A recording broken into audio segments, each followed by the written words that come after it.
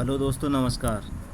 हमारी जो सीरीज़ चल रही थी टीजीटी पीजीटी की, फिजिकल एजुकेशन की, उसमें कल मैंने 102 क्वेश्चन करा दिए थे आपके। ठीक है। मैंने आपको बताया था कि परीक्षा का स्तर बढ़ने वाला है, और पिछले परीक्षा में आपने देखा होगा कि स्तर बढ़ चुका है। बड़े बड़े क्वेश्चन दिए जा रहे हैं ताकि बच्चा उसमें उलझा रहे हैं। ठीक है। या फिर बहुत बारीकी से क्वेश्चन बनाए जा रहे हैं, जैसे देखिए इसमें है। ठीक। इसमें मैंने फिर से 100 क्वेश्चन के करीब रखे हैं। 100 क्वेश्चन है इसमें मेरी वीडियो में। मेरी वीडियो को अब तक अगर लाइक ना किया हो तो लाइक कर लें, सब्सक्राइब ना किया हो मेरे चैनल सब्सक्राइब कर लें, और बेल आइकन की घंटी दबा दें ताकि आने वाली वीडियो और पिछली सारी वीडियो आपको मिल जाए। ठीक है। आइए वीडियो शुरू करते हैं। पहला देखिए, कलाई के जोड़ को बनाने में कौन सी हड्डियां सहायक होती हैं। कलाई के जोड़ को बनाने में कौन सी हड्डियां सहायक होती हैं? कौन सी? ह्यूमरस, रेडियस और अल्ना। रेडियस, अल्ना और कार्पल्स, या ह्यूमरस, अल्ना और इलियास, उपरोक्त में से कोई नहीं। तो 103 का जो होगा वो आपका कौन सा होगा? कलाई की जो जोड़ होगा उसमें बनाने के लिए जो होगी वो रेडियस बनाएगी, अल्ना बनाएगी और कार्पल्स। ठीक है। कार्पल्स की जो हड्डियाँ होती हैं वो कितनी होती हैं? 8 हड्डियाँ होती हैं हमारी कलाई में। कलाई जहाँ बनती है वहाँ पर क्या है, छोटी छोटी छोटी छोटी कितनी हड्डियाँ होती हैं? 8 हड्डियाँ होती हैं। कार्पल्स के बारे में देख लेना। ठीक है। ये कार्पल्स में कभी कभार पूछ ली जाती हैं, या कलाई के अंदर पूछ ली जाती है कितनी हड्डियाँ होती हैं, तो छोटी छोटी 8 हड्डियाँ होती हैं कार्पल्स के अंदर। ठीक है। अगले देखिए, कोहनी के जोड़ को कौन सी हड्डियाँ मिलकर बनाती है? अब देखिए, कोहनी के जोड़ को कौन सी हड्डियाँ मिलकर बना रही हैं? रेडियस, अल्ना और कार्पल्स, ह्यूमरस, रेडियस और मेटाकार्पल्स, या ह्यूमरस, रेडियस और कार्पल्स, ह्यूमरस, रेडियस और अल्ना। तो 104 का जो होगा वो होगा आपका डी, ह्यूमरस। कौन सी है?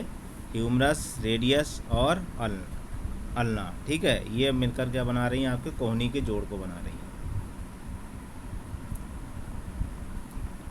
अगला देखिए, कंधे के जोड़ में कौन सी हड्डियां पाई जाती हैं? कंधे के जोड़ में। ठीक है। कंधे का जोड़ जो होता है कैसा होता है?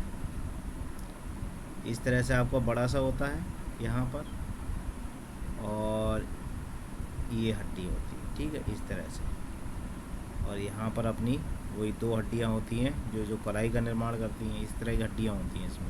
ठीक है। तो जो कंधे की हड्डियाँ हैं जो ऐसे, ठीक है, जो बनाती है वो कौन सी होगी? तो कंधे की हड्डियाँ जोड़ कौन सी हड्डियाँ बनाती हैं उसके बारे में पूछा गया। ह्यूमरस, स्कैपुला और क्लेविकल। ह्यूमरस, स्कैपुला और इलियस, क्लेविकल, फीमर और स्कैपुला, रेडियस, अल्ना और कार्पल्स। तो 105 का जो होगा वो होगा आपका ए। ये क्या है? ह्यूमरस, स्कैपुला और क्लेविकल। ठीक है। ये हड्डियाँ आपकी बनके तैयार होती हैं। अगला देखो, अगला क्वेश्चन है आपका, एक सक्रिय मांसपेशी की गति जब वह भार के दौरान लंबी होती है वह मूवमेंट कहलाती है। एक सक्रिय मांसपेशी की गति जब वह भार के दौरान लंबी होती है यह मूवमेंट कहलाती है। एक केंद्रीय संकुचन, उकेंद्रीय संकुचन, आइसोमेट्रिक संकुचन, उपरोक्त में से कोई नहीं। तो 106 जो होगा, 106 का होगा बी, उत्केंद्र संकुचन। कौन सा होता है? उत्केंद्र संकुचन होता है। ठीक है। अगला क्वेश्चन देखिए, अगला क्वेश्चन है,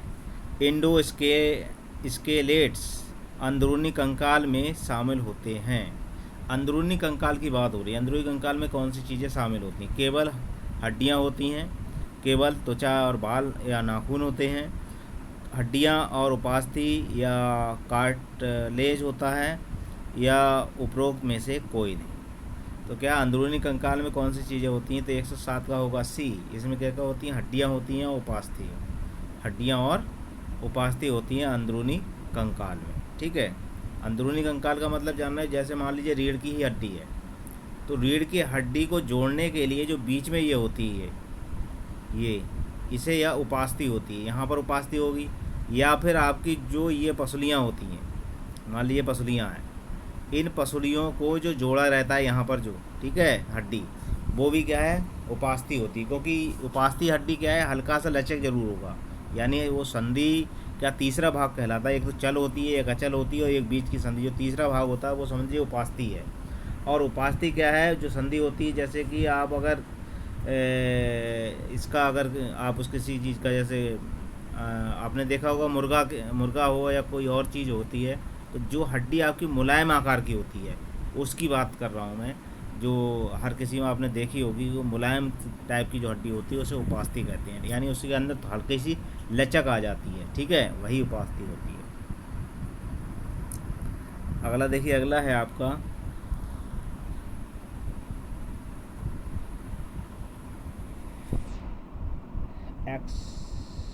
एक्सो स्केलेट्स, बाह्य कंकाल में शामिल होती है। बाह्य कंकाल में अब क्या शामिल होता है, हड्डियां और उपास्थि, त्वचा, बाल और नाखून, केवल लंबी हड्डियां, उपरोक्त में से कोई नहीं।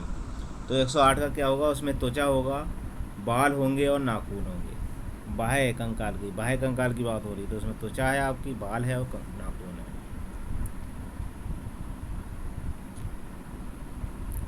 मेटाकार्पल्स और फ्लांगेस उदाहरण है। मेटाकार्पल्स और फ्लांगेस उदाहरण किसका है, ग्लाइडिंग जॉइंट का, या हिंज जॉइंट का, सैंडल जॉइंट का, या कोडिलाइट जॉइंट का। तो 109 का कौन सा होगा, 109 का आपका होगा डी। कौन सा होगा, कोडिलाइट्स जॉइंट का, ये मेटाकार्पल्स और फ्लागेट्स उदाहरण है। अगला क्वेश्चन देखिए, अगला क्वेश्चन है 110वां क्वेश्चन है आपका, कोडिलाइट्स जॉइंट में कौन सी मूवमेंट संभव है। कोडिलाइट्स जॉइंट में कौन सी मूवमेंट संभव है, कौन सी, आपकी फ्लेक्शन और एक्सटेंशन, या एबडक्शन और अडक्शन, या सरकमडक्शन, या उपरोक्त सभी।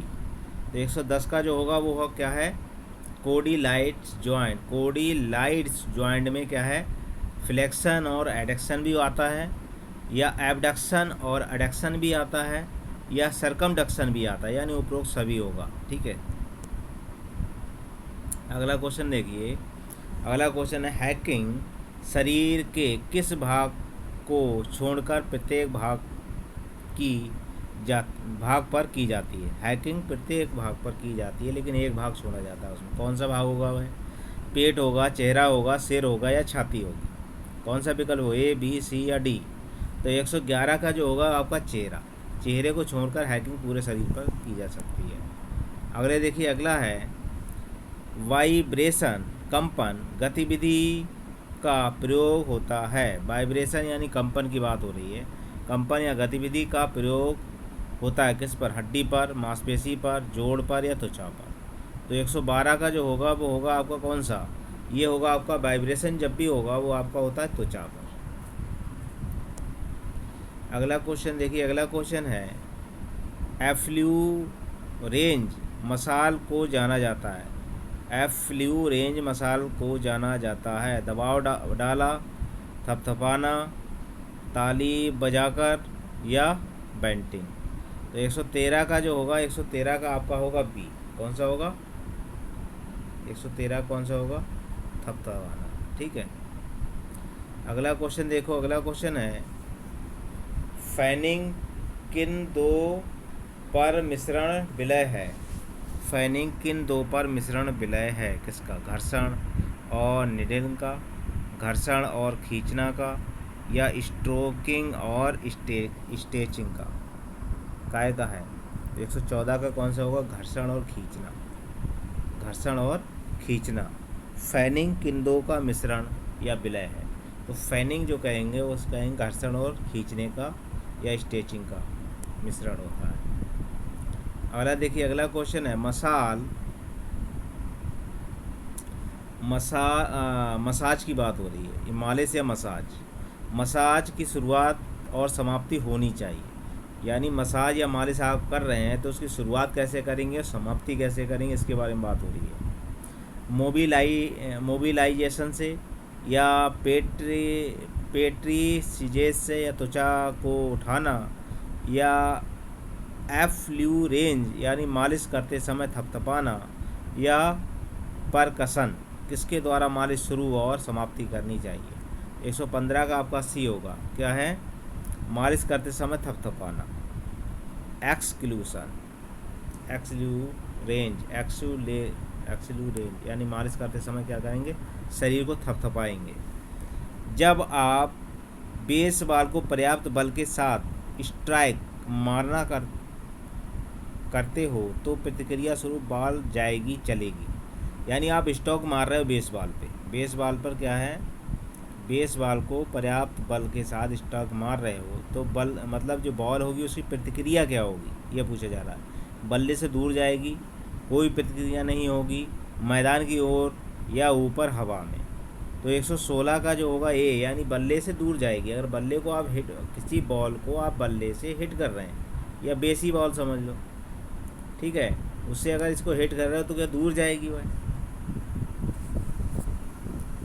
अगला क्वेश्चन देखिए, अगला क्वेश्चन है कौन सा ज्वाइंट अनुमति देता है कि एक प्लेन मूवमेंट की अक्षीय जोड़ क्या है? कौन सा ज्वाइंट अनुमति देता है सिर्फ एक प्लेन मूवमेंट की? सैंडल, कोडिलाइट, हिंज, ए और बी दोनों। तो 117 का जो होगा सी, हिंज। अब देखिए टोर्सो, धड़ को साइड में झुकाना किस मूवमेंट का उदाहरण है? टोर्सो या फिर धड़ को साइड में क्या है झुकाना किस मूवमेंट का उदाहरण है? टोर्सो या धड़ को साइड में झुकाना, यानी धड़ को अगर साइड में घुमा रहे हो, झुका रहे हो तो कौन सा मूवमेंट माना जाएगा वो? साइडल प्लेन और साइडल एक्सिस, फ्रंटल स्लेन और सैजिटल एक्सिस, सैजिटल प्लेन और लेटरल एक्सिस, या सैजिटल प्लेन और ट्रांसवर्स एक्सिस। यानी शरीर को आप झुका रहे हो तो कौन सा होगा इसमें? तो 118 का जो होगा, 118 का होगा बी। क्या होगा? 118 का क्या होगा? बी होगा। अगला क्वेश्चन देखिए, अगला क्वेश्चन है अपनी बाहों हाथों को साइड से ऊपर उठाना जंपिंग जैक स्थिति में यह मूवमेंट कहलाता है। क्या कहलाएगा? अपनी बाहों हाथों को साइड से ऊपर उठाना जंपिंग जैक स्थिति में यह मूवमेंट कहलाता है क्या? एडक्शन, रोटेशन, या सरकमडक्शन, या एबडक्शन। तो 119 का जो होगा कौन सा होगा? 119 का होगा डी। क्या होता है? ये एबडक्शन होता है। अगला क्वेश्चन देखिए, अगला क्वेश्चन है जब तेज गति से दौड़ते हैं तो पैर का स्पर्श जमीन से किस प्रकार होता है? जब तेज गति से दौड़ते हैं तो पैर का स्पर्श जमीन से किस प्रकार होता है? आशीष, या अनुपस्थित, या पूर्ण, या उपरोक्त में से कोई नहीं। तो 120 का जो होगा, 120 का होगा ये क्या होता है? वो आसिंक होता है, आसिंक। अगला क्वेश्चन देखिए, जब वॉकिंग टहलना कर रहे होते हैं तो पैर का स्पर्श जमीन के साथ होता है। जब क्या कर रहे हैं? जब वॉकिंग या टहलना कर रहे हो तो पैर का स्पर्श जमीन के साथ होता है क्या? आंशिक, अनुपस्थित, पूर्ण, उपरोक्त में से कोई नहीं। तो 121 का जो होगा, 121 का सी क्या होगा? 121 यानी पूर्ण होता है। अगला क्वेश्चन देखिए, अगला क्वेश्चन है गर्दन का जोड़ उदाहरण है। गर्दन का जोड़ उदाहरण है पिवोट का, कोडिलाइट जॉइंट का, सिंडल जॉइंट का, हिंज जॉइंट का। तो 122 का क्या होगा? ए। क्या होगा? पिवोट।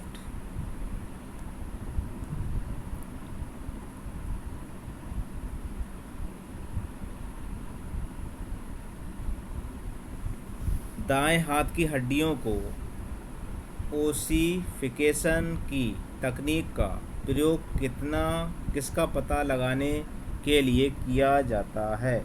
दाएं हाथ की हड्डियों को ओसिफिकेशन की तकनीक का प्रयोग किसका पता लगाने के लिए किया जाता है? 123 का कौन सा होगा? वजन, या भार, ऊंचाई, या उम्र। ऊंचाई, उम्र या उपरोक्त में से कोई नहीं। तो दाएं हाथ की हड्डियों को ओसिफिकेशन की तकनीक का प्रयोग किस पता लगाने के लिए किया जाता है? किसका पता लगाने के लिए किया जाता है, ये पूछा जा रहा है। तो 123 का क्या होगा? उम्र, यानी उम्र का पता लगाया जाता है दाएं हाथ की हड्डियों के ओसिफिकेशन द्वारा, तकनीक द्वारा। अगला देखिए, अगला है आइसोमेट्रिक कंडक्शन में मांसपेशी होती हैं। आइसोमेट्रिक कंडक्शन में मांसपेशी होती हैं। कैसी मांसपेशी होती हैं? लंबी, छोटी, ना ही लंबी ना छोटी, उपरोक्त में से कोई नहीं। तो 124 का क्या होगा? ना तो लंबी होंगी और ना छोटी होती हैं, ये क्या है, एक जगह रहेंगी। आइसोमेट्रिक जो कंडक्शन होता है उसमें ना लंबी होंगी और ना छोटी होंगी। बाल और रॉकेट, गेंद, गड्ढा, ज्वाइंट में कौन सी मूवमेंट संभव है? बाल और सॉकेट, गेंद, गद्दा, ज्वाइंट में कौन सी मूवमेंट संभव है? कौन सी? रोटेशन या फ्लेक्शन या एक्सटेंशन, अबडक्शन या अडक्शन, उपरोक्त में से सभी। तो बाल और सॉकेट यानी गेंद, गदा जो हमारे क्या है, कहाँ पाई जाती है? कूल्हे में पाई जाती है और आपकी कंधे में पाई जाती है, उसकी बात हो रही है। इसमें क्या क्या हो सकता है, कौन से मूवमेंट हो सकते हैं? तो 125 का कौन सा होगा? इसमें रोटेशन भी आप कर सकते हैं, यानी चारों तरफ को घुमा भी सकते हैं इसे, या फ्लेक्शन या एक्सटेंशन भी कर सकते हैं। अबडक्शन और एडक्शन यानी ऊपर और नीचे उठा सकते हैं, गिरा सकते हैं, उपरोक्त में से सभी। ये सारे मूवमेंट आपके के यानी गेंद और गदा संधि वो जो होती है आपकी, जो आपकी मुड्ढे में है और आपके कूल्हे में होती है, इससे आप ये सारे मूवमेंट आप कर सकते हैं। ठीक है, अगला क्वेश्चन है। अगला क्वेश्चन है, निम्नलिखित में से कौन हिंज ज्वाइंट का उदाहरण है?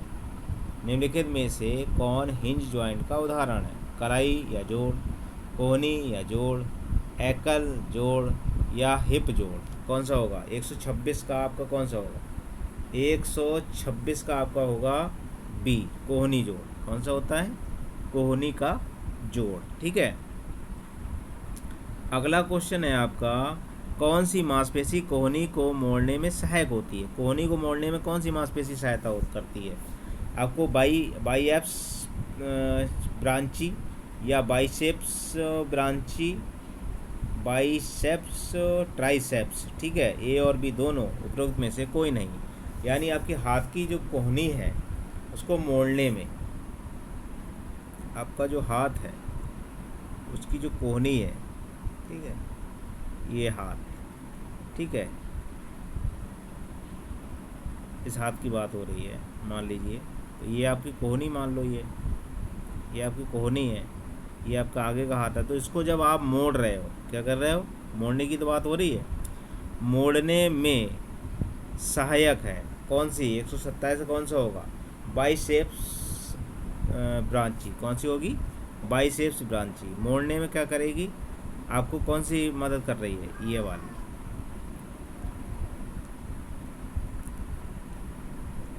अगला क्वेश्चन देखिए, अगला क्वेश्चन है, कौन सी मांसपेशी कोहनी के विस्तार या एक्सटेंशन में सहायक है? कौन सी मांसपेशी कोहनी के विस्तार और एडेक्शन में सहायक है? बाइसेप्स प्राची, ये तो अभी हुआ, ठीक है, डबल हो गया क्वेश्चन। अगला क्वेश्चन देखिए, मांसपेशी और चेहरे की त्वचा, मांसपेशी और चेहरे की त्वचा के साथ जुड़ी होती है, हमें अनुमति देती है। मांसपेशी जो चेहरे और त्वचा के साथ जुड़ी होती है हमें अनुमति देती काहे की? चेहरे और मूवमेंट प्रदर्शन की, जबड़े को घुमाने की, हमारी भावनाओं को व्यक्त करने की, उपरोक्त में से कोई नहीं। तो 129 का आपका कौन सा होगा? सी होगा, हमारी भावनाओं को व्यक्त करने की, हमारी भावना व्यक्त करती है ये। डेल्टाइड मांसपेशी का प्रमुख कार्य, डेल्टाइड मांसपेशी का प्रमुख कार्य क्या है? बाहाँ का अबडक्शन, बाहाँ का एक्सटेंशन, बाहाँ का रोटेशन या बाहाँ का एडक्शन। तो 130 का कौन सा होगा? बाहाँ का अबडक्शन। ठीक है, निम्नलिखित में से कौन सा कारण खेलों में शरीर के आसन को अधिक क्षति हानि पहुंचाता है? निम्नलिखित में से कौन सा कारण खेलों में शरीर के आसन को अधिक क्षति या हानि पहुंचाता है? खेलों के गलत तरीके, खराब उपकरणों का प्रशिक्षण, अंगों का पर तनाव, टकराने और गिरने से लगी चोट। क्या होगा इसमें? तो 131 का जो होगा वो आपका होगा कौन सा? 131 का होगा आपका डी, टकराने और गिरने से लगी चोटें। ठीक है। टेनिस के खेल में स्ट्रोक को कट खेला जाए तो बॉल होगी। टेनिस के खेल में स्ट्रोक को कट खेला जाए तो बॉल होगी कैसी? ड्रॉप, स्विंग या रिवाउंड या बाउंस। क्या होगा इसमें? 132 का जो होगा वो होगा क्या? ड्रॉप। कैसी हो जाएगी? ड्रॉप हो जाएगी बॉल।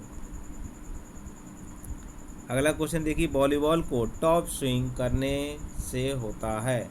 वॉलीबॉल को टॉप स्विंग अगर करेंगे तो क्या होगा? छोटा बाउंस होगा, उत्तरोत्तर रिबाउंड होगा या रिबाउंड पर छोटा कोण होगा, उपरोक्त कोई भी नहीं। तो 133 का जो होगा वो आपका कौन सा होगा? 133 का होगा सी, रिबाउंड का छोटा कोण। ठीक है। अगला क्वेश्चन देखिए, अगला है, निम्नलिखित में से किस बॉल को दबाना मुश्किल कठिन होता है दूसरों के मुकाबले? निम्नलिखित में से किस बॉल को दबाना मुश्किल और कठिन होता है दूसरों के मुकाबले? टेनिस बॉल को, सॉफ्ट बॉल को, थ्रो बॉल को या हैंड बॉल को? 134 का कौन सा होगा? Soft ball. बी, आसन पोस्चर इंगित सूची है। आसन या पोस्चर इंगित सूची किसकी है? चरित्र की, बुद्धि की, मन की या व्यक्तित्व की? तो 135 का आपका क्या होगा? ये व्यक्तित्व की है। काय की है? व्यक्तित्व। ठीक है। अगला देखिए, अगला है, शरीर को पंजों के ऊपर उठाना किस उत्तोलक लीवर का उदाहरण है? शरीर को पंजों के ऊपर उठाना किस उत्तोलक लीवर का उदाहरण है? क्लास का, क्लास 2 का, क्लास फर्स्ट का, उपरोक्त में से कोई नहीं। शरीर के पंजों के ऊपर उठाना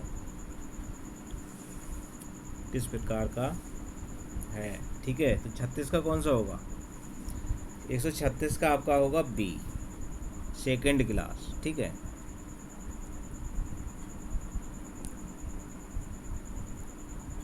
हाथ की वह हरकत, मूवमेंट, जिसमें अंगूठा पांचवी उंगली को स्पर्श करता है कहलाती है? 137 का देखिए, 137 का कौन सा होगा?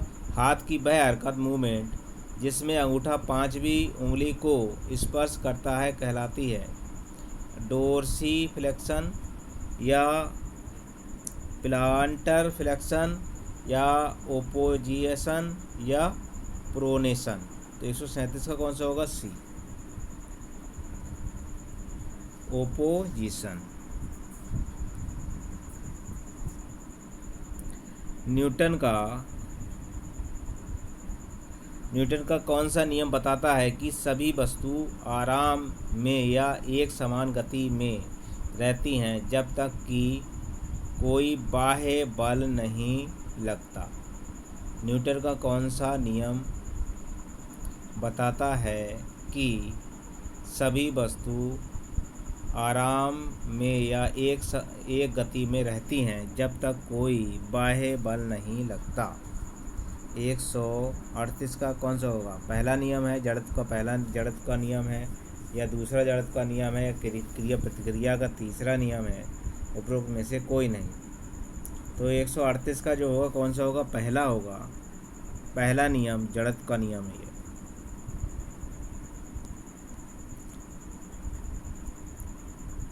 प्रत्येक क्रिया फलस्वरूप एक बराबर उल्टी प्रतिक्रिया होगी।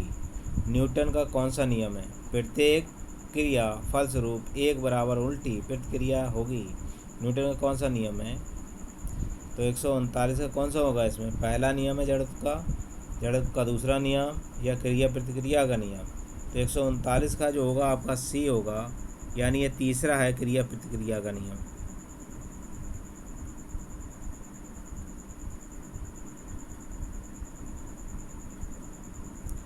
जोड़ो ज्वाइंट के अध्ययन को कहते हैं, जोड़ो और ज्वाइंट के अध्ययन को क्या कहते हैं? मायोलॉजी या किनेसियोलॉजी या एंथ्रोपोमेट्री आर्थोलॉजी। जोड़ों और ज्वाइंट के अध्ययन को क्या कहेंगे? तो 140 का डी होगा, आर्थोलॉजी कहते हैं इसे। हड्डियों के अध्ययन को कहते हैं, हड्डियों के अध्ययन को क्या कहेंगे? मायोलॉजी, ऑस्टियोलॉजी, आर्थोलॉजी या एंथ्रोपोमेट्री, क्या कहेंगे हड्डियों के अध्ययन को? तो 141 का कौन सा होगा? ऑस्टियोलॉजी। क्या कहेंगे? ऑस्टियोलॉजी कहती हैं हड्डियों के अध्ययन के लिए। ठीक है, 141 का होगा बी। अगला क्वेश्चन देखिए, अगला क्वेश्चन है आपका, मांसपेशियों के अध्ययन को कहते हैं, मांसपेशियों का अध्ययन क्या कहेंगे? मायोलॉजी या ऑस्टियोलॉजी, आर्थोलॉजी या एंथ्रोपोमेट्री। तो मांसपेशियों के अध्ययन को जो कहेंगे वो कहते हैं कौन सा? मायोलॉजी। ठीक है। हड्डियों की कोशिकाओं को और किस नाम से जाना जाता है? हड्डियों की कोशिकाओं को और किस नाम से जाना जाता है? ऑस्टियोकिटस या ऑस्टियोक्लाटस या ऑस्टियोपोरोसिस, उपरोक्त में से कोई नहीं। तो 143 का जो होगा वो कौन सा होगा? 143 कौन सा होगा? ऑस्टियोकिट्स। एक धावक को उसकी दौड़ के अंत में बल जो विरोध रोकते हैं। एक धावक दौड़ रहा है और दौड़ते दौड़े अंत में कौन सा बल विरोधी काम करेगा उसका रोकने के लिए? हवा का प्रतिरोध, वजन और घर्षण, ए और बी दोनों, उपरोक्त में से कोई नहीं। तो 144 का कौन सा होगा? सी, हवा और प्रतिरोध और वजन और घर्षण। ठीक है, ये सब क्या है? उसे रोकेगा, विरोध करेगा ये। एक एथलीट धावक 100 मीटर की दूरी 10 सेकंड में तय करता है, उसकी गति है। एक एथलीट 100 मीटर की दूरी 10 सेकंड में तय करता है, उसकी गति कितने किलोमीटर की है प्रति घंटा? तो 145 का कौन सा होगा? 10 मीटर प्रति सेकंड, 1000 मीटर प्रति सेकंड, 100 मीटर प्रति सेकंड, 25 मीटर प्रति सेकंड। 145 का होगा ये 10 मीटर प्रति सेकंड।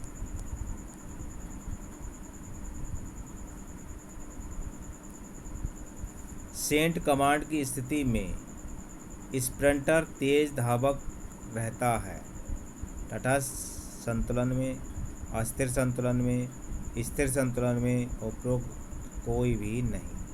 146 का कौन सा होगा? बी, अस्थिर संतुलन में। ठीक है।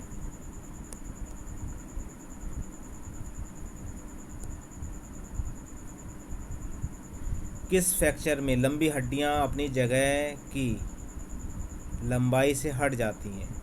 कौन सा फ्रैक्चर होता है जो लंबी हड्डियां अपने लंबाई से हट जाती हैं, अपनी जगह से हट जाती हैं?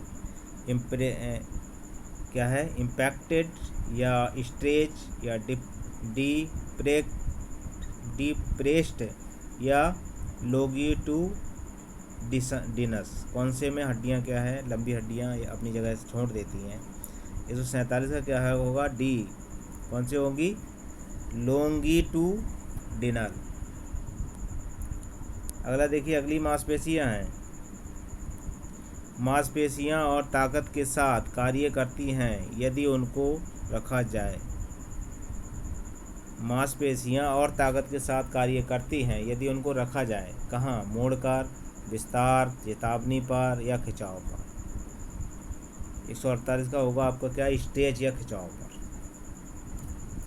मांसपेशियां और ताकत के साथ कार्य करती हैं, ठीक है, अगर उन्हें स्ट्रेच या खिंचाव पर रखा जाए। 149 का देखिए, खो खो खेल में विरोधी खिलाड़ी पर ड्राइव लगाते समय बड़े पैमाने पर सही समय और गति के साथ चाहिए। खो खो खेल में विरोधी खिलाड़ी पर ड्राइव लगाते समय बड़े पैमाने पर सही समय और गति के साथ चाहिए। एक्यूरेसी, संतुलन, मांसपेशी टोन या मूवमेंट, क्या चाहिए? 149 क्या होगा? एक्यूरेसी चाहिए उसे। किस गतिविधि में डोर्सी फ्लेक्शन का मौजूद होना मूल्यवान है? किस गतिविधि में डोर्सी फ्लेक्शन का मौजूद होना मूल्यवान है? 150 का कौन सा होगा? स्विमिंग या बेस्ट स्ट्रोक में, साइकिलिंग के ऊपरी चरण में, जोड़ने के दौरान नीचे छूने की तैयारी में, या बैलेंस बीम पर चलना। 150 का बी, साइकिलिंग और ऊपरी चरण में चलना। जॉइंट और मांसपेशी में जो रिसेप्टर्स लाइंग होते हैं, जॉइंट और मांसपेशी में जो रिसेप्टर्स लाइंग होते हैं क्या कहलाते हैं? वो बाह्य संवेदन, अंतः संवेदन, या स्वांतरण ग्रहण, या दूरी से ग्रहण करना। 151 का सी होगा, यानी क्या है? स्वांतर ग्रहण। लेटिसियम डोर्सी का ताकतवर रूप में प्रयोग होता है वॉलीबॉल, बास्केटबॉल, फुटबॉल, हॉकी, या स्विमिंग और रोइंग, जिम्नास्टिक और डांस। तो 152 का होगा आपका सी, स्विमिंग और रोइंग। एक वस्तु की अधिक से अधिक गति निर्धारित होती है। एक वस्तु की अधिक से अधिक गति निर्धारित क्या होगी? अधिक से अधिक दूरी तय करना, कम से कम प्रतिक्रिया करना, कम से कम दूरी तय करना, उसका अधिक ऊंचाई पर जाना। तो 153 का होगा ए, क्या है? अधिक से अधिक दूरी तय करना। फुटबॉल में गेंद को गोल में डालते समय चैंपियन सर्वश्रेष्ठ खिलाड़ी देखता है। क्या देखता है? टॉप बार, शशि पट्टा, या गोलकीपर की मूवमेंट, हरकत, या गोल पोस्ट। क्या देखता है? या फिर आपका गोल। तो फुटबॉल के गेंद में गोल को डालते समय चैंपियन या सर्वश्रेष्ठ खिलाड़ी क्या देखता है? बताइए। गोल देखेगा कि टॉप बार या शशि पट्टा देखेगा, गोलकीपर का मूवमेंट या हरकत देखेगा, या गोल देखेगा। तो 154 का जो आपका कौन सा होगा? 154 का होगा डी। क्या देखेगा वो? सिर्फ गोल की तरफ ध्यान रखेगा।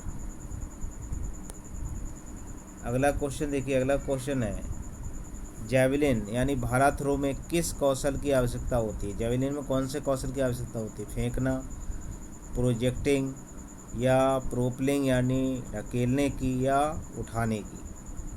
तो जैवलिन में 155 में कौन सा होगा? 155 में होगा प्रोजेक्टिंग। क्या होगा? प्रोजेक्टिंग। 155 का बी।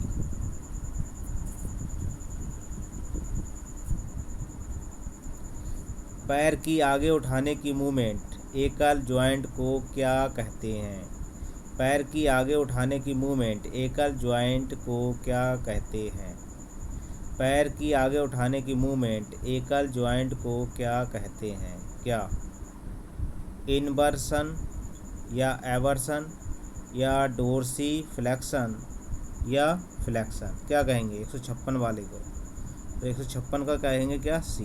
156 वाले को क्या कहेंगे? सी कहेंगे। क्या कहेंगे इसके? डोर्सी या फ्लेक्शन कहेंगे।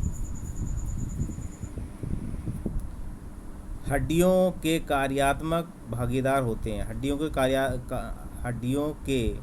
कार्यात्मक भागीदार होते हैं। हड्डियों के कार्यात्मक भागीदार क्या होंगे? टेंडन, या लिगामेंट, या स्केलेटल मांसपेशी, या फेसिस ट्रापिक। 157 कौन सा होगा? 157 का जो होगा वो होगा आपका सी। कौन सा होगा? ये वाला।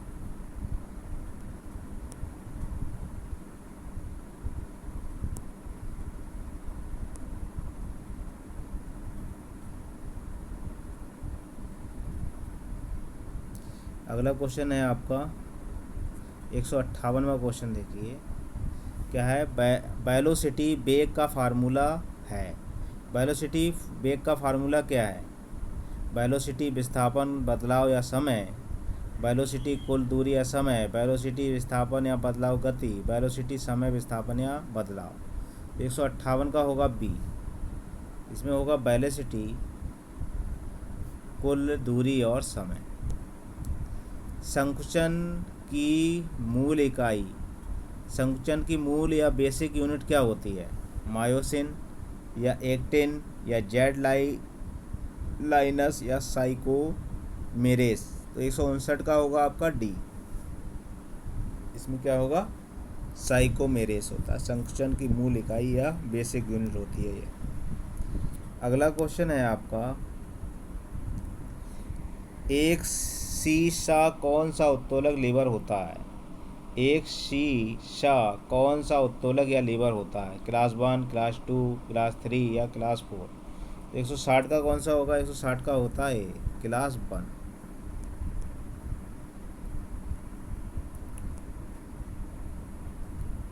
कोई भी गतिविधि या प्रभाव जिसके वस्तु चलती है को कहा जाता है?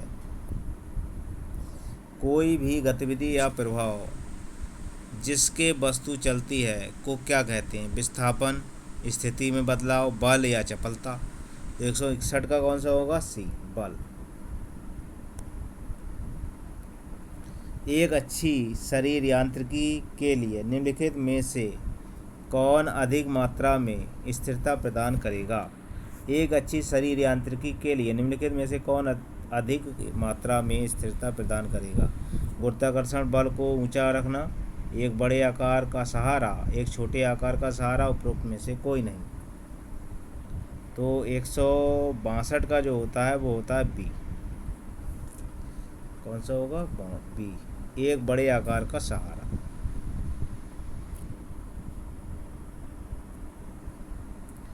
निम्नलिखित में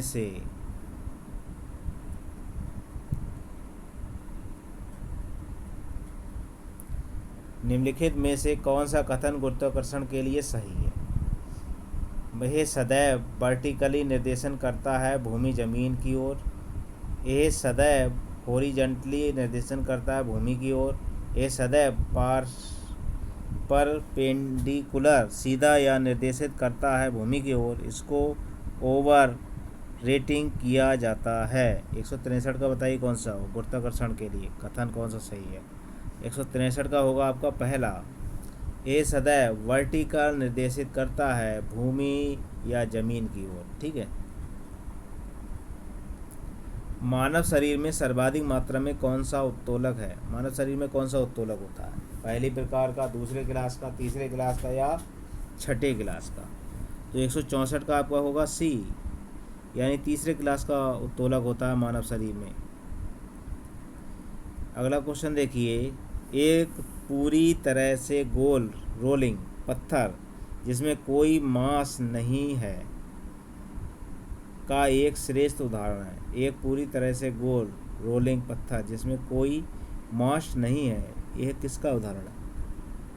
स्थिर संकुचन का, अस्थिर संकुचन का, तटस्थ संकुचन का, उपरोक्त में से कोई नहीं। तो 165 का जो होगा वो होगा आपको कौन सा? सी, तटस्थ संकुचन का ही। अगला क्वेश्चन देखिए, कोहनी को मोड़ने के लिए बाइसेप्स प्राची मांसपेशी का प्रयोग किस उत्तोलक लीवर के उदाहरण है? तो ये कौन सा है? क्लास 1, क्लास 2, क्लास 3, उपरोक्त में से कोई नहीं। 166वां क्वेश्चन है, उसमें होगा सी, तीसरे प्रकार का।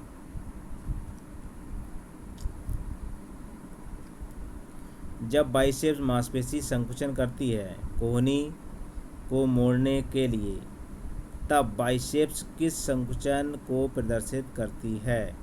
एक्सटेज संकुचन को, आइसोमेट्रिक संकुचन को, या कॉन्सेंट्रिक संकुचन? तो उपरोक्त में से कोई नहीं। 167 का जो होगा आपका ए होगा।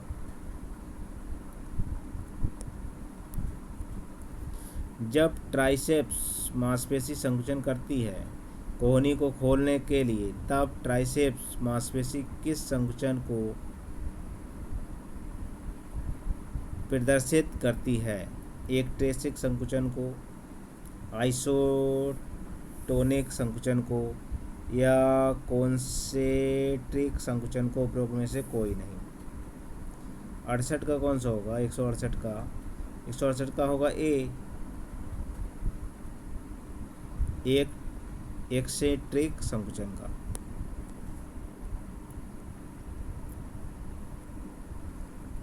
मांसपेशी में सक्रिय कमी तब होती है जब, मांसपेशी में सक्रिय कमी तब होती है जब तटस्थ हो, स्थिर हो, प्रतिपक्षी या विरोधी हो, या एगोनिस्ट हो।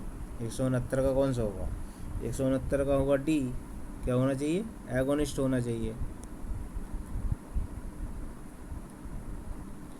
जब एक हड्डी की अवतल कोनकेश सतह पर दूसरी हड्डी की उत्तल कॉन्वेक्स सतह फिट अनुरूप बैठाती है, क्या?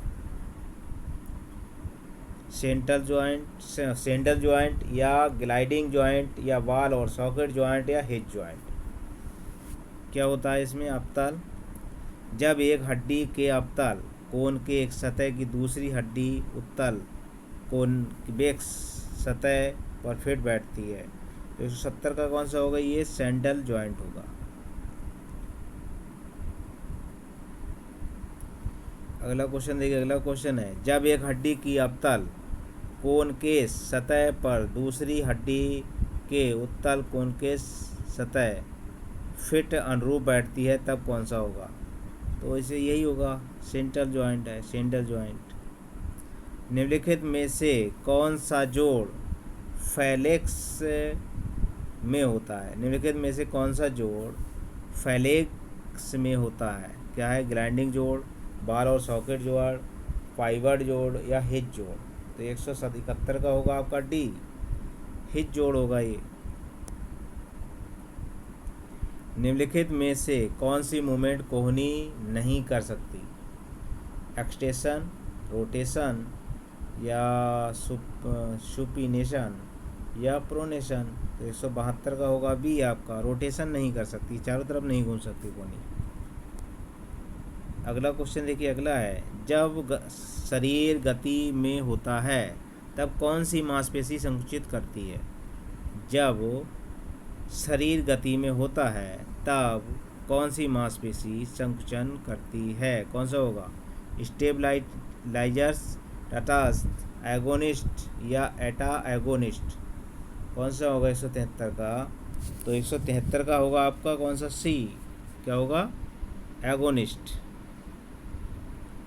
अगला क्वेश्चन देखिए। निम्नलिखित में से किस क्रिया में गति की निरंतरता का उदाहरण है? निम्नलिखित में से किस क्रिया में गति की निरंतरता का उदाहरण है? डिस्कस थ्रो का, पॉल वाल्ट का, हैमर थ्रो का, उपरोक्त सभी का। तो 174 का आपका होगा डी, यानी discus throw, pole vault, hammer throw सभी होंगे।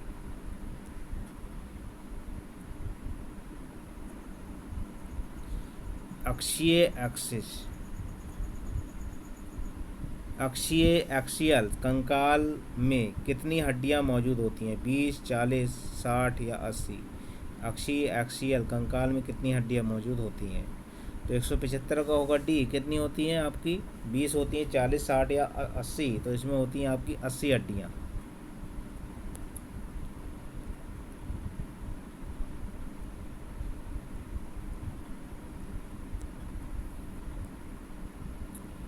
अगला क्वेश्चन देखिए। अगला है, अपेंडिकुलर कंकाल में कितनी हड्डियां होती हैं? अपेंडिकुलर कंकाल है, उसमें कितनी हड्डियां? 136, 126, 116, 190। 176 का कौन सा होगा? 176 का होगा आपका बी।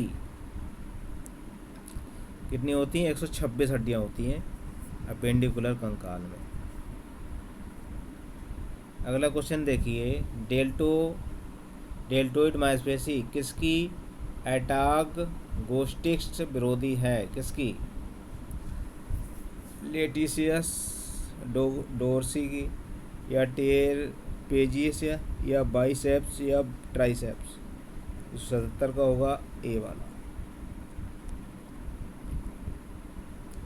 बॉक्सर मांसपेशियां कही जाती हैं। बॉक्सर की मांसपेशियां कौन सी कही जाएंगी? सेराइट, इटीलियर या डेल्टोइड या फिर बाइसेप्स या ट्राइसेप्स। बॉक्सर की मांसपेशियां कौन सी कही जाएंगी? 178 का ये होगा। कौन सा होगा? सेराइट इंटीरियर। क्या है? सेराट्स इंटीरियर।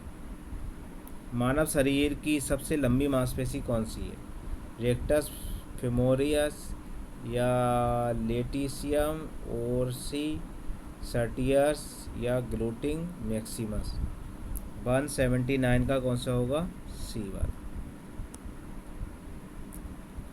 मानव शरीर की सबसे भारी मांसपेशी है कौन सी है? सबसे भारी सेराट्स या एंटीरियर या सर्टोरियस या ग्लूटिक मैक्सिमस या रेक्टेस क्या है?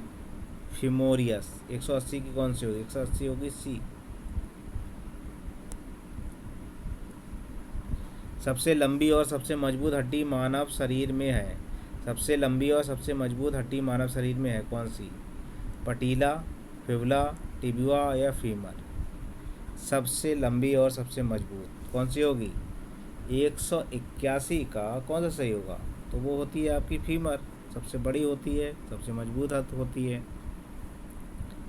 अब क्या, फीमर के बाद दूसरी सबसे लंबी हड्डी कौन सी है? फिबुला है, टिबिया है, पटीला है या स्टेपीज है? कौन सी होगी? तो 182 का जो होगा वो होगा आपका बी। कौन सी होगी? टिबिया। ठीक है, सबसे लंबी हड्डी दूसरे नंबर की है टिबिया। ठीक है, स्टेपीज तो आपकी सबसे छोटी हड्डी है। सबसे छोटी हड्डी मानव शरीर की है, क्या होगा? पटीला है, फिबुला है, स्टेप्स है या फीमोरोल है? तो क्या 183 का कौन सा होगा? स्टेपीज होता है। ठीक है, सबसे छोटी हड्डी। मानव शरीर की सबसे छोटी कंकालीय मांसपेशी। मानव शरीर की सबसे छोटी कंकालीय मांसपेशी कौन सी होती है? सर्टोरियस या ग्लूटियस मैक्सिमस या बाइसेप्स या स्टेपीडियस? 184 का होगा आपका डी, स्पेडियस होता है ये।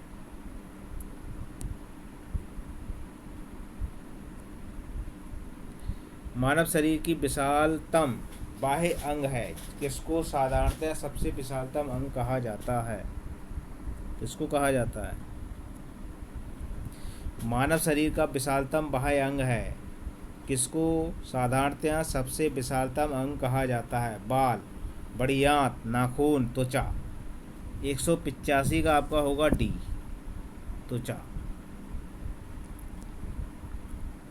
लेटिसिमस डोर्सी स्थित होती है। लेटिसिमस डोर्सी स्थित होती है टांग की, घुटने के नीचे के भाग की, पीठ की या जांघ की? तो 186 का आपका होगा सी, पीठ की। ठीक है, कौन सी होगी? पीठ की। स्टर्नम स्थित होता है। स्टर्नम कहाँ होती है? टांग में, हथेली में, छाती में या हाथ में? स्टर्नम हड्डी कहाँ पर होती है? 187 का कौन सा होगा? तो स्टर्नम जो होती है वो छाती में होती है। स्टर्नम कहाँ होती है? छाती में। यानी ये देखिए, दोनों पसलियों के बीच में जो हड्डी होती है उस हड्डी का नाम ही स्टेनम होता है। क्या होगी? स्टर्नम हड्डी कहते हैं इसको, दोनों पसलियों के बीच में जोड़ती है जो। अगला क्वेश्चन देखिए, जायगोमेट्रिक्स हड्डी स्थित होती है। जायगोमेट्रिक हड्डी स्थित होती है गाल की हड्डी, टांग में, छाती में, रीढ़ की हड्डी में या खोपड़ी में? तो 188 का जो होगा वो कौन सा होगा? 188 का आपका होगा डी, ये होती है आपकी खोपड़ी में। निम्न में से कौन सी हड्डी हाथ में स्थित नहीं होती? ट्रेपीजियस या स्काफोल्ड या कार्पल या पटेला? 189 का आपका डी होगा, पटेला। कौन सी? इनमें से कौन सी हड्डी हाथ में स्थित नहीं थी? पटेला हाथ में स्थित नहीं होता। इनमें से कौन सी हड्डी टांग में नहीं पाई जाती है? टांग में कौन सी हड्डी नहीं पाई जाती है? फीमर, कार्पल, टिबिया या फिबिया? 190 का कौन सा होगा? B, carpel. हिप जॉइंट का प्रमुख प्रसारण है। हिप जॉइंट का प्रमुख रेक्टस या फिमोरिक या बाइसेप्स फिमोरिस या आपका होता है सोलियस या ग्लूटियस मैक्सिमस? कौन सी होगी? किसकी बात हो रही है इसमें? कौन सी हिप जॉइंट का प्रमुख प्रसारण कौन सा है? तो 191 का आपका होगा डी। कौन सी होगी इसमें? ग्लूटिस ग्लूटियस मैक्सिमस होती है इसमें। अगला क्वेश्चन देखिए, अगला क्वेश्चन है बाइसेप्स फेमोरियस मांसपेशी स्थित होती है, किस में स्थित होती है? कंधे में, ऊपरी बाजू में, नीचे की बाजू में या जांग में? तो 192 का होगा डी, ये जांग में होती है बाइसेप्स फेमोरिस। अगला देखिए श्वसन तंत्र का भाग निम्नलिखित क्रम में दिए गए सही उत्तर का चुनाव कीजिए। श्वसन तंत्र में कौन सा होगा? इसमें देखिए करने के लिए, इसमें देखिए क्या दिया है, हाँ श्वसन के अंग दिए हैं, इसमें बताना है क्रम से कौन सा पहले होगा कौन सा बाद में। तो इसमें कौन सा होगा? पहले होगा क्या है? लैरिक्स। कौन सा होगा? पहले लैरिक्स होगा, फिर क्या होगा? ट्रेकिया होगा, फिर होगा आपका ब्राची और फिर होगा एल्वियोलो। ठीक है, यानी कौन सा होगा आपका? सी वाला होगा।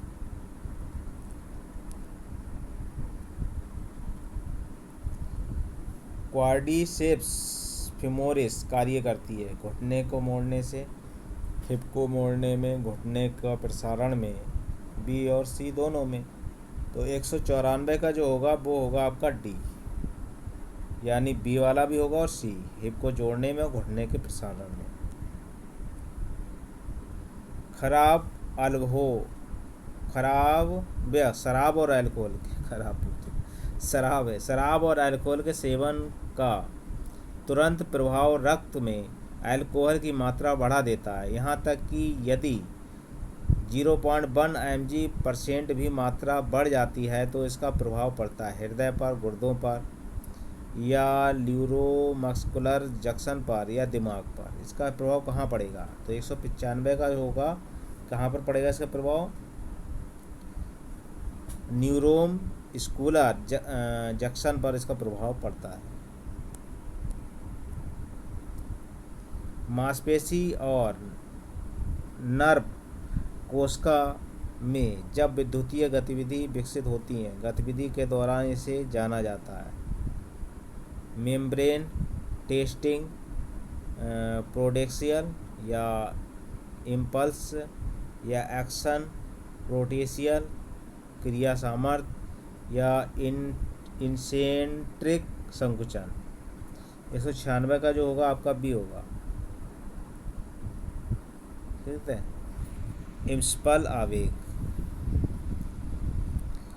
आंचिलियस टेंडोलियस के प्रभाव को घटाने का एक अच्छा तरीका इसे मजबूत बनाना है। पैर के लंबे आर्च में, टखने या जॉइंट में, काफ के मांसपेशी में, मांसपेशियों का क्वाड्रीपेक्स समूह से।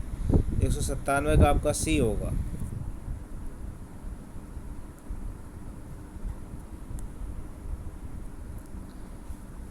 आर्म स्ट्रोक फ्री स्टाइल तैराकी के दौरान एक उदाहरण है, कौन सा उदाहरण है? आइसोकाइनेटिक संकुचन, आइसोमेट्रिक संकुचन, इसेंट्रिक संकुचन या कॉन्स्टेटिक संकुचन? कौन सा होगा? 198 का जो होगा वो होगा आपका ए। कौन सा होगा? 198 का आपका ये होगा, आइसोकाइनेटिक संकुचन। आर्म स्ट्रोक का फ्री स्टाइल तैराकी के दौरान जो उदाहरण होता है वो होता है आइसोकाइनेटिक संकुचन का। 199 क्वेश्चन देखिए, सर्कुलेशन सिस्टम परिसंचरण तंत्र अंगों को व्यवस्थित कीजिए, किस अनुक्रम में उसमें रक्त प्रवाह होती है? नीचे दिए गए कोड के सही प्रयोग कीजिए। हृदय, महाधमनी, धमनी या कोशिका? 199 का देखिए कौन सा होगा। तो 199 का कौन सा होगा आपका? पहले तो होगा पहला हार्ट, फिर महाधमनी, फिर धमनी और फिर कोशिका, बी वाला होगा। ठीक है, 1 2 3 4। 200 में क्वेश्चन है आपका, फेंकने की स्पर्धाओं थ्रोइंग इवेंट्स यानी फेंकने की स्पर्धाओं में निम्नलिखित में से मुख्यतः कौन सी मांसपेशी का उपयोग होता है? बाइसेप्स, ट्राइसेप्स, डेल्टोइड या पेक्टोरियलिस मेजर बक्सपेशी। तो 200 का आपका डी होगा। कौन सा होगा? डी वाला। 201 नीचे दिए गए कोड को सही चयन करते हुए अंदर ली गई हवा को क्रमानुसार बताइए। जैसे हवा अंगों में पहुंचती है, पहले कहाँ पहुंचेगी फिर कहाँ पहुंचेगी ये बताना है। हवा कहाँ पहुंचती है? पहले नाक में, फेफड़े में, हृदय में कि कोशिकाओं में? सबसे पहले कहाँ पहुंचेगी?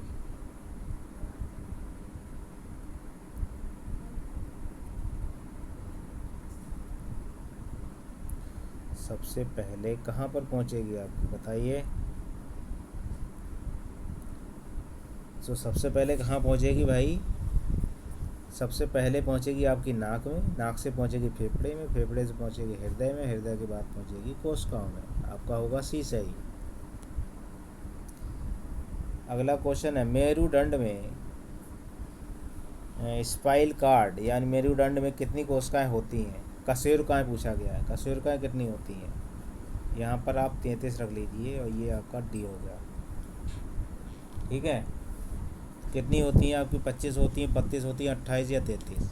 तो मेरुदंड में जो कशेरुकाएं होती हैं वो होती हैं 33। ठीक है, इसमें मैंने 100 क्वेश्चन करा दिए हैं। मेरी वीडियो अच्छी लगी हो तो लाइक करें, दोस्तों में शेयर करें। अभी तक मेरे चैनल को सब्सक्राइब ना किया हो तो सब्सक्राइब कर लें, ताकि आने वाली वीडियो और जो पिछले की वीडियो हैं वो भी आपको मिलती रहें। धन्यवाद।